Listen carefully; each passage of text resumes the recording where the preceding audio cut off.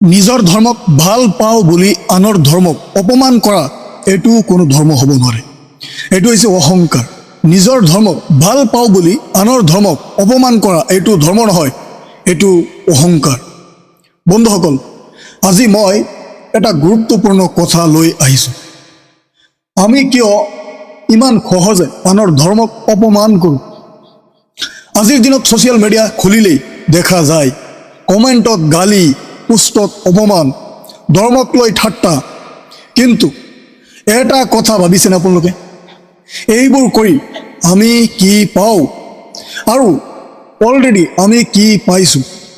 Respect নে হেৰ? আমি কি ঘৃণা পাইছোঁ নে সন্মান পাইছোঁ? নিজকে এবাৰ ভাবি লওক। হিন্দু হওক, মুছলমান হওক, খ্ৰীষ্টান হওক, প্ৰতিটো ধৰ্মে এটা কথা শিকায়, ভাল হওক, শান্তি ৰাখক, আনক সন্মান দিয়া শিকক। প্ৰত্যেকটা ধৰ্মই এটা কথাই শিকায়। কিন্তু আমি কি কৰি আছোঁ? আজি নিজৰ ধৰ্মৰ নাম লৈ আনৰ ধৰ্মক অপমান কৰিছোঁ। যদি আপুনি নিজৰ ধৰ্মক সঁচাকৈ ভাল পায়, তেন্তে আপুনি কেতিয়াও আনৰ ধৰ্মক অপমান কৰিব নোৱাৰে। কাৰণ সঁচা ধৰ্মে অহংকাৰ নিশিকায়, সঁচা ধৰ্মে সন্মান শিকায়। এয়া মনত ৰাখিব, যি মানুহে আনক অপমান কৰে সেইজনেই নিজৰ ধৰ্মক বেয়া দেখুৱাই ছ'চিয়েল মিডিয়াত পোষ্ট কৰে, মন্তব্য কৰে। চাওক, এটা সৰু পোষ্ট, এটা সৰু কমেণ্ট, এইবোৰে কেতিয়াবা ডাঙৰ ডাঙৰ সমস্যা সৃষ্টি কৰে। যেনেকুৱা আজি চাওক, অসমত তোলপাৰ সৃষ্টি হৈ গ'ল। মুছলমান সমাজে কেছ দিছে, FIR কৰিছে, প্ৰতিবাদ হ'বলৈ ধৰিছে। মানুহৰ বিৰুদ্ধে হৈ যায়, সমাজ ভাগ ভাগ হয়, শান্তি নষ্ট হয়। শেষত কি হয় জানেনে? সাধাৰণ মানুহে দুখ পায় আৰু ঘৃণা বাঢ়ি যায়।